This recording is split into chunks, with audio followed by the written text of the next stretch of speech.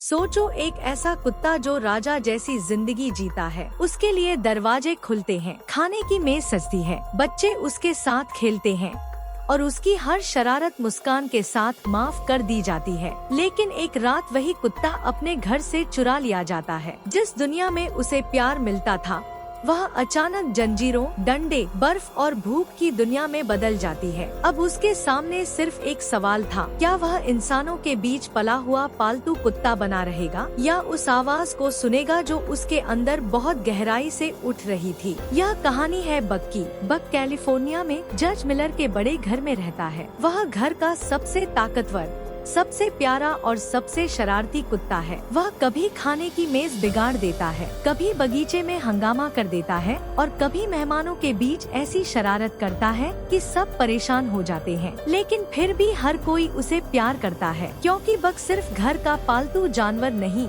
उस परिवार की खुशी है। उसने कभी ठंड, भूख, डर या दर्द नहीं देखा। उसकी जिंदगी आराम से भरी हुई थी, लेकिन यही आराम उसे असली दुनिया से अनजान बनाए हुए था। उसी समय उत्तर के बर्फीले इलाकों में सोने की तलाश शुरू हो चुकी थी। यूकोन और क्लंडाइक की तरफ हजारों लोग जा रहे थे। वहाँ मजबूत कुत्तों की बहुत मांग थी, क्योंकि वही बर्फ पर स्लेज खींच सकते थे। बग जैसा बड़ा, ताकतवर और सुंदर कुत्ता वहाँ बहुत कीमती था। जज मिलर के घर में काम करने वाला माली मैनुअल जुए और कर्ज में डूबा हुआ था। उसे पैसे चाहिए थे और उसने बग को एक दोस्त नहीं बल्कि कमाई का रास्ता समझ लिया। एक रात जज मिलर के घर में पार्टी होती है। बग अपनी शरारत में खाने की मेज बिगाड़ देता है, जिससे जज उसे कुछ देर के लिए बाहर कर देते हैं। बक सोचता है कि यह बस छोटी सी सजा है, लेकिन बाहर मैनुअल उसका इंतजार कर रहा होता है। वह बक को खाने का लालच देता है और जैसे ही बक उसके पास आता है उसे पकड़ लिया जाता है। बक समझ भी नहीं पाता कि क्या हो रहा है। जिस घर में सब उसे प्यार करते थे, उसी घर का एक आदमी उसे पैसों के बदले बेच देता है। बक की पुरानी जिंदगी उसी रात खत्म हो जाती है। बक को एक डिब्बे में बंद करके दूर ले जाया जाता है। वह भौंकता है, डिब्बा तोड़ने की कोशिश करता है, लेकिन कोई उसे सुनता नहीं। कुछ देर पहले तक जो कुत्ता खुले बगीचे में दौड़ता था, अब वह एक अंधेरे डिब्बे में बंद था। फिर उसकी मुलाकात एक ऐसे आदमी से होती है जिसके हाथ में डंडा होता है। बक गुस्से में उस पर झपटता है, लेकिन वह आदमी उसे डंडे से बार बार मारकर गिरा देता है। पहली बार बक को समझ आता है कि इस दुनिया में सिर्फ ताकत काफी नहीं, यहाँ एक नया कानून चलता है, डंडे और दांत का कानून। यह पल बक के लिए बहुत बड़ा झटका था। उसने पहली बार जाना कि इंसान हमेशा प्यार करने वाला नहीं होता। कभी इंसान मालिक होता है, कभी व्यापारी और कभी जल्लाद। बक का घमंड टूटता है, लेकिन उसकी आत्मा नहीं टूटती। उसके अंदर कहीं गहराई में कुछ जागना शुरू होता है, जैसे कोई पुरानी याद, कोई जंगली खून, कोई भूली हुई पुकार उसे अंदर से आवाज दे रही हो। इसी दौरान उसे एक काले भेड़िए की छवि दिखाई देती है। यह भेड़िया कोई साधारण जानवर नहीं, बक के अंदर छिपे जंगली स्वभाव का प्रतीक है। वह बार बार बक को याद दिलाता है कि वह सिर्फ पालतू नहीं, प्रकृति का बेटा भी है। लंबे सफर के बाद बक यूकन के ठंडे किनारे पर पहुंचता है। वहाँ वह पहली बार बर्फ देखता है, सफेद जमीन, ठंडी हवा और चारों तरफ फैली हुई खामोशी। पहले बक हैरान होता है, फिर बच्चों की तरह बर्फ में खेलने लगता है, लेकिन उसे जल्दी ही समझ आ जाता है कि यह दुनिया सुंदर जरूर है, पर आसान नहीं। यहाँ ठंड जान ले सकती है, भूख कमजोर बना सकती है और गलती मौत दे सकती है। यही बक की पहली मुलाकात जॉन थार्नटन से होती है। जॉन एक शांत और टूटे हुए इंसान की तरह दिखाई देता है। उसके हाथ से हारमोनिका गिर जाता है। बक उसे उठाकर जॉन को दे देता है। यह छोटा सा पल आगे चलकर उनके गहरे रिश्ते की पहली नींव बनता है। उस समय दोनों एक दूसरे के लिए अजनबी हैं, लेकिन कभी कभी जिंदगी सबसे बड़े रिश्ते बहुत छोटे पलों से शुरू करती है। इसके बाद बक को बेचने के लिए रखा जाता है। वहाँ पैरो नाम का एक डाक पहुँचाने वाला आदमी आता है। उसके साथ फ्रांसवा होती है। दोनों बर्फीले इलाकों में लोगों के पत्र पहुँचाते हैं। वहाँ घोड़े या गाड़ियाँ काम नहीं कर सकती, इसलिए स्लेज खींचने के लिए मजबूत कुत्तों की जरूरत होती है। पैरो बक की ताकत पहचान लेता है और उसे खरीद लेता है। बक को पहली बार हार्नेस पहनाया जाता है और दूसरे कुत्तों के साथ बांध दिया जाता है। अब उसकी दौड़ शरारत नहीं, जिम्मेदारी थी। शुरुआत में बक को कुछ समझ नहीं आता। वह रस्सियों में उलझता है, बर्फ पर फिसलता है और बाकी कुत्तों की चाल बिगाड़ देता है। टीम के दूसरे कुत्ते इस दुनिया के नियम जानते हैं, लेकिन बक अभी नया है। उसे नहीं पता कब रुकना है, कब खींचना है, कब मुड़ना है। रात में ठंड उसे सोने नहीं देती। वह तंबू में घुसकर सोना चाहता है, लेकिन उसे बाहर कर दिया जाता है। तभी वह देखता है कि एक कुत्ता बर्फ में गड्ढा बनाकर उसके अंदर सो रहा है। बक भी वही करता है। उस रात वह सीखता है कि बर्फ से लड़ना नहीं, उसे समझना पड़ता है। स्लेज टीम का नेता स्पिट्स है। वह ताकतवर है, अनुभवी है, लेकिन निर्दयी भी है। वह डर के सहारे पूरी टीम को चलाता है। जो कमजोर हो उसका खाना छीन लेता है, जो पीछे रहे उसे दबा देता है। बक यह सब देखता है। पहले वह बाहरी था, लेकिन धीरे धीरे वह टीम के नियम समझने लगता है। वह अपना खाना दूसरे कुत्ते को दे देता है। जब स्पिट्स किसी को पानी पीने नहीं देता तो बक अपने पंजों से बर्फ तोड़कर पानी निकाल देता है। बाकी कुत्ते पहली बार किसी ऐसे नेता को देखते हैं जो डर से नहीं भरोसे से दिल जीतता है। फ्रांसवा भी धीरे धीरे बक को समझने लगती है। पहले वह उसे बिगड़ा हुआ और शरारती मानती है, लेकिन बक अपने काम से उसकी सोच बदल देता है। एक दिन फ्रांसवा बर्फ की मजबूती जांच रही होती है। अचानक बर्फ टूटती है और वह ठंडे पानी में गिर जाती है। पानी इतना ठंडा है कि कुछ ही पलों में जान जा सकती थी। पैरों दौड़ता है,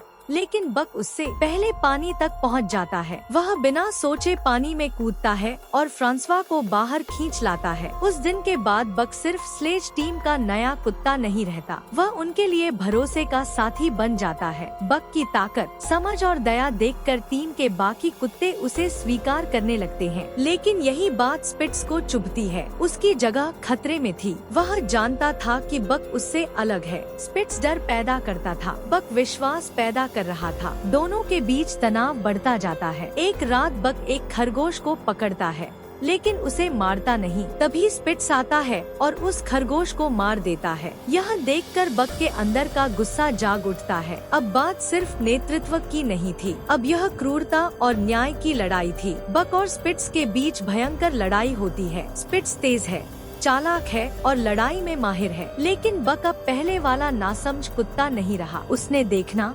समझना और सही समय पर वार करना सीख लिया है। वह स्पिट्स को थकाता है, उसकी चाल पहचानता है और फिर सही मौके पर उसे नीचे गिरा देता है। पूरा झुंड यह देखता है। स्पिट्स हार जाता है और शर्मिंदगी में झुंड छोड़कर जंगल की तरफ चला जाता है। उस रात बक सिर्फ एक लड़ाई नहीं जीतता, वह खुद को नेता साबित कर देता है। अगली सुबह पैरों को स्लेज के आगे बांधता है। जैसे ही टीम चलती है, सब समझ जाते हैं कि बक सच में नेता बनने के लिए बना है। वह रास्ता समझता है, टीम को लय देता है और खतरे को पहले महसूस कर लेता है। एक जगह ऊपर से बर्फ टूटकर गिरने वाली होती है। पैरों एक दिशा का इशारा करता है, लेकिन बक अपने भीतर की आवाज पर भरोसा करता है। उसे फिर वही काले भेड़िए की छवि दिखाई देती है, जैसे उसका जंगली स्वभाव उसे सही रास्ता दिखा रहा हो। बक रास्ता बदलता है और पूरी टीम को बचा लेता है। अब पैरों और फ्रांसवा भी मान लेते हैं कि बक साधारण कुत्ता नहीं है। बक के नेतृत्व में डाक वाली टीम असंभव रास्ते पार करती है। वे लोगों के पत्र समय पर पहुंचाते हैं। शहर में लोग उनका स्वागत करते हैं। उसी जगह जॉन थार्नटन भी होता है। वह अपने दर्द से भागकर इस सुनसान इलाके में आया है। उसके बेटे की मौत ने उसे अंदर से तोड़ दिया है। वह शराब में अपना दुख छिपाने की कोशिश करता है, लेकिन दुख उससे दूर नहीं जाता। बक उसे फिर देखता है।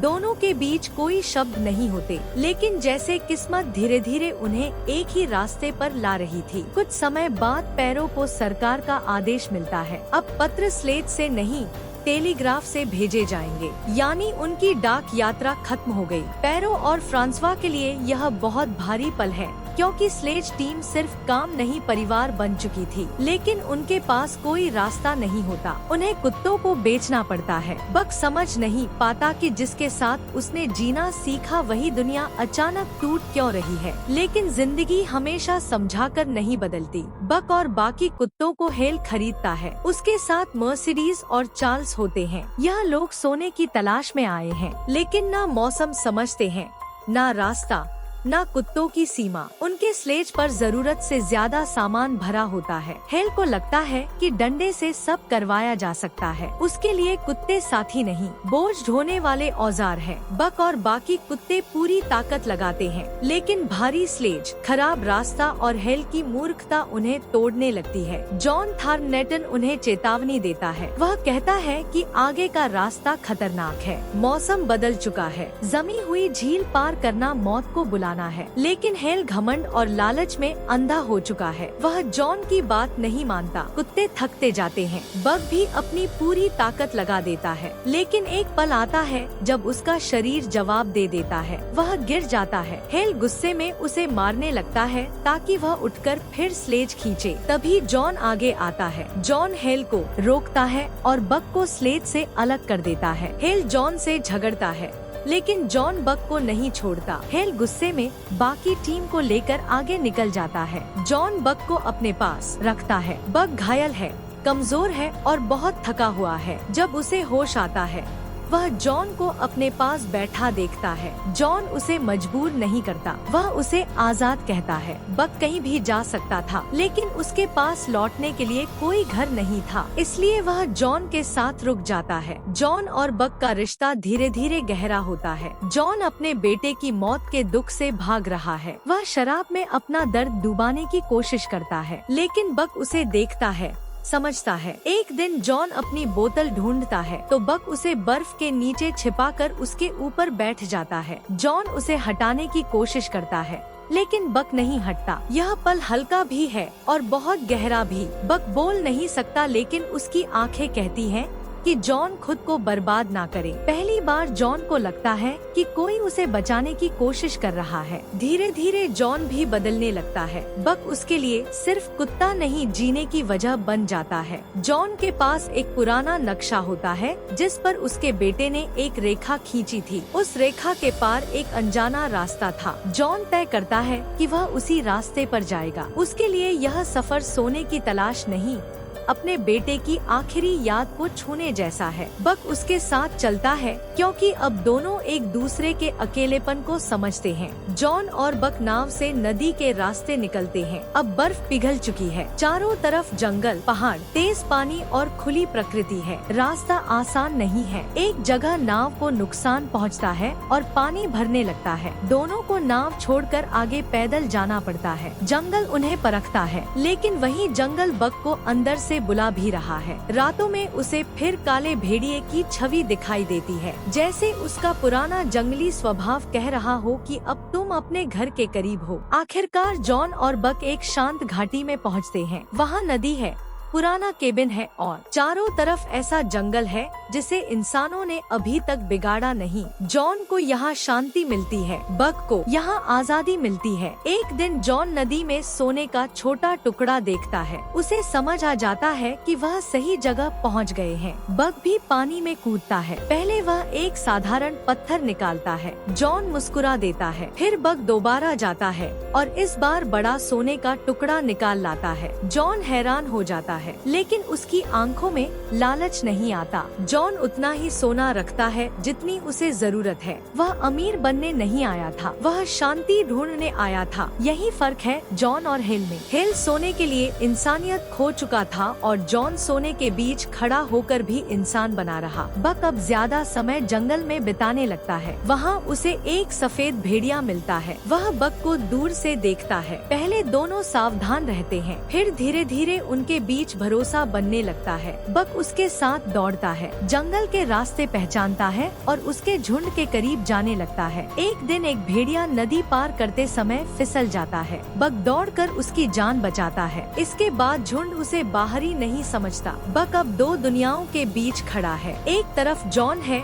जिसने उसे बचाया, समझा और प्यार दिया। दूसरी तरफ जंगल है जो उसे उसकी असली पहचान की तरफ बुला रहा है। बक दिन में भेड़ियों के साथ जाता है, लेकिन शाम को जॉन के पास लौट आता है। कभी वह जॉन के लिए शिकार लाता है, कभी उसकी गोद में सिर रखकर सो जाता है। जॉन समझ रहा था कि बक को उसका असली परिवार मिल रहा है। जॉन तय करता है कि अब वह वापस लौटेगा। वह बक से कहता है कि उसे उसका घर मिल चुका है। जॉन जानता है कि बक को रोकना प्यार नहीं होगा। कभी कभी किसी को सच में प्यार करने का मतलब उसे अपने पास रखना नहीं, उसे उसकी दुनिया में जाने देना होता है। बक उदास होता है, वह जॉन को छोड़ना नहीं चाहता, लेकिन जंगल की आवाज अब और तेज हो चुकी है। वह सफेद भेड़िए और झुंड के पास चला जाता है, पर उसी रात पुरानी दुनिया फिर लौटती है। हेल बदले की आग में अंधा होकर जॉन के केबिन तक पहुंचता है। उसे लगता है कि जॉन की वजह से उसका सफर खत्म हुआ, उसके साथी छूटे और उसकी उम्मीद टूट गई। वह जॉन को मारना चाहता है, उसके हाथ में बंदूक है और दिमाग में सिर्फ गुस्सा।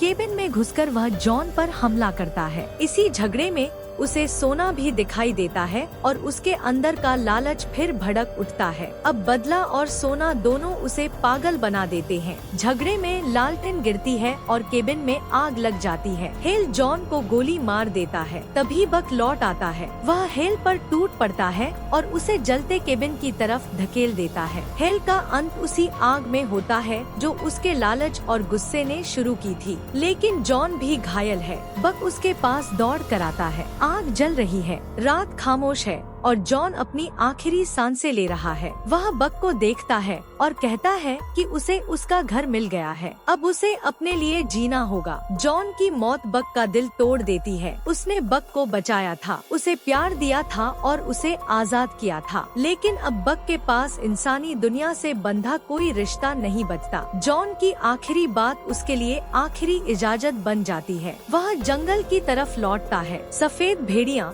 और झुंड उसके साथ हैं। बक अब सिर्फ उनके बीच रहने वाला बाहरी कुत्ता नहीं रहता, वह धीरे धीरे उस झुंड का नेता बन जाता है। समय बीतता है, बक्के के अपने बच्चे होते हैं। उसकी ताकत, समझ और इंसानों की दुनिया से सीखे अनुभव उसे बाकी जानवरों से अलग बनाते हैं। जंगल के लोग एक रहस्यमय कुत्ते की कहानियाँ सुनाने लगते हैं। एक ऐसा कुत्ता जो भेड़ियों के साथ रहता है, लेकिन उनमें भी सबसे अलग दिखाई देता है। कोई उसे पूरी तरह कुत्ता नहीं कह पाता, कोई पूरी तरह भेड़िया नहीं। वह जंगल की छाया जैसा बन चुका है। लोग उसे भूतिया कुत्ता यानी घोस्ट डॉग के नाम से याद करते हैं। बक की कहानी यहीं खत्म नहीं होती, असल में यहीं से शुरू होती है। कैलिफोर्निया के आराम में पला हुआ पालतू कुत्ता डंडे और दांत का कानून सीखता है। स्लेज टीम में अनुशासन सीखता है। स्पिट्स को हराकर नेतृत्व सीखता है। जॉन के साथ प्यार, भरोसा और दुख को समझता है और अंत में जंगल में अपनी असली पहचान पा लेता है। इस कहानी का मतलब यही है, जंगल ने बक को बाहर से नहीं बुलाया था, वह आवाज हमेशा से बक के अंदर थी।